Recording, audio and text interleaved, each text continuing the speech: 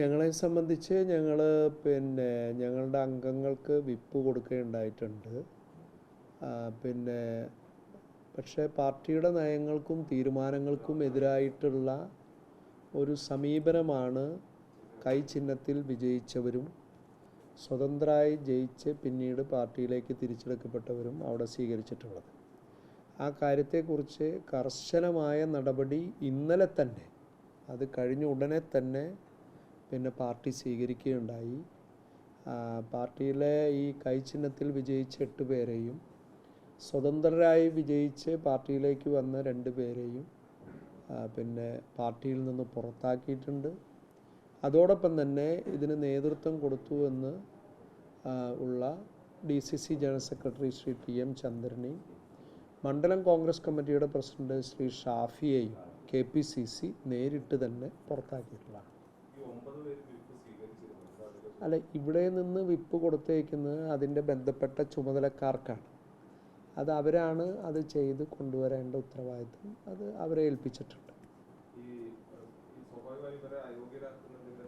തീർച്ചയായും 10 ദിവസത്തിനുള്ളിൽ കൊടുക്കണം. നമുക്ക് അതിനുള്ള നടപടിക്രമങ്ങൾ ആരംഭിച്ചു കഴിഞ്ഞിട്ടുണ്ട്. തീർച്ചയായിട്ടും. അത് പാർട്ടിയോടെന്ന് മാത്രമല്ല, ജനങ്ങളോട് കൂടെ ചെയ്ത ഏറ്റവും വലിയ ഒരു ചതിയാണ്.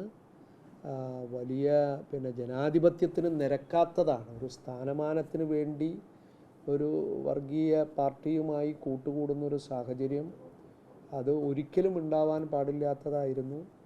അത് കർശന നടപടി, പാർട്ടി അതിനെക്കുറിച്ച് മുന്നേ തന്നെ നിലപാട് വ്യക്തമാക്കിയിട്ടുള്ളതാണ്. ആ നിലപാടിൻ്റെ അടിസ്ഥാനത്തിൽ തന്നെയാണ് ഇമ്മീഡിയറ്റ് ആക്ഷൻ എല്ലാവരെയും അതുമായി ബന്ധപ്പെട്ട്.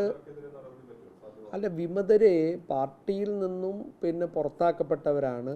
അവർ സ്വതന്ത്രരായി നിന്ന് ജയിച്ചു, പാർട്ടിയിലേക്ക് തിരിച്ചു വരണമെന്ന് ആവശ്യപ്പെട്ടു. അതിൻ്റെ അടിസ്ഥാനത്തിൽ മണ്ഡലം കോൺഗ്രസ് കമ്മിറ്റി പ്രസിഡന്റ് റിപ്പോർട്ടിൻ്റെ അടിസ്ഥാനത്തിൽ അവരെ തിരിച്ചെടുത്തിട്ടുണ്ട്. അപ്പോൾ അവർ ഈ സംഭവം നടക്കുന്ന സമയത്ത് അവർ പാർട്ടിയിലേക്ക് തിരിച്ചു വന്നു കഴിഞ്ഞു. അപ്പോൾ തീർച്ചയായും പോകുന്നു. ചൊവ്വന്നൂർ ഒരിക്കലും സംഭവിക്കാൻ പാടില്ലാത്തൊരു കാര്യമാണ് അവിടെ നിന്ന് ഉണ്ടായത്. SDPIയുടെ വോട്ട് വാങ്ങി പാർട്ടിയുടെ അംഗമായിരുന്ന നിതീഷ്, അദ്ദേഹം പ്രസിഡൻ്റായിട്ടുണ്ട്. അതുപോലെ തന്നെ സെബേറ്റ വർഗീസ് വൈസ് പ്രസിഡൻ്റായിട്ടുണ്ട്. 2 പേര് ഇന്നലെ തന്നെ പാർട്ടിയിൽ നിന്ന് പുറത്താക്കിയിട്ടുണ്ട്. രാജിവെക്കാൻ ആവശ്യപ്പെട്ടിരുന്നു. അതുപോലെ മറ്റത്തൂരും ആവശ്യപ്പെട്ടതാണ്. അവരത് ചെയ്യാത്തത് കൊണ്ട് ഇമ്മീഡിയറ്റ് ആയിട്ട് ആക്ഷൻ എടുത്തു കഴിഞ്ഞു. ഇനി അതിൽ വേറെ ഒന്നുമില്ല. അതും ഇതുപോലെ അയോഗ്യരാക്കാൻ അല്ല, അദ്ദേഹത്തിന് കാരണം കാണിക്കൽ നോട്ടീസ് കൊടുത്തിട്ടുണ്ട്. നടപടി ഉണ്ടാവും. അത് അദ്ദേഹത്തിൻ്റെ വിശദീകരണം ആവശ്യപ്പെട്ടിട്ടുണ്ട്. 2 ദിവസത്തിനുള്ളിൽ വിശദീകരണം തരാൻ പറഞ്ഞിട്ടുണ്ട്. ആ വിശദീകരണം തൃപ്തികരമല്ലെങ്കിൽ നടപടി തീർച്ചയായിട്ടും ഉണ്ടാവും. ജില്ലയിൽ വളരെ തുച്ഛമായ സ്ഥലങ്ങളിലാണ്, ഇങ്ങനെ 1-2 സ്ഥലങ്ങളിലാണ് ഇത്തരത്തിലുള്ള സംഭവങ്ങൾ നടന്നിട്ടുള്ളത്. മാർക്സിസ്റ്റ് പാർട്ടിയും അതുപോലെ തന്നെ CPI ഒക്കെ കൊട്ടി ആഘോഷിക്കുന്നത് കാണുമ്പോൾ നമുക്ക് അവരോട് പരമപുച്ഛം തോന്നും. കോർപ്പറേഷനിലെ വിഷയം മാർച്ച് വരെ നടത്താണ്. വിഷയദാരിദ്ര്യമല്ലേ? ഒരു വീട്ടിലെ ചട്ടിയും കലം പൊട്ടണത് നോക്കി നിൽക്കുകയാണോ? എന്തു മാന്യതയുള്ളത്? ഇതാണോ രാഷ്ട്രീയ പ്രവർത്തനം? രാഷ്ട്രീയ പ്രവർത്തനം എന്ന് പറയുമ്പോൾ സ്വാഭാവികമായും രാഷ്ട്രീയമായിട്ടല്ലേ പോകേണ്ടത്.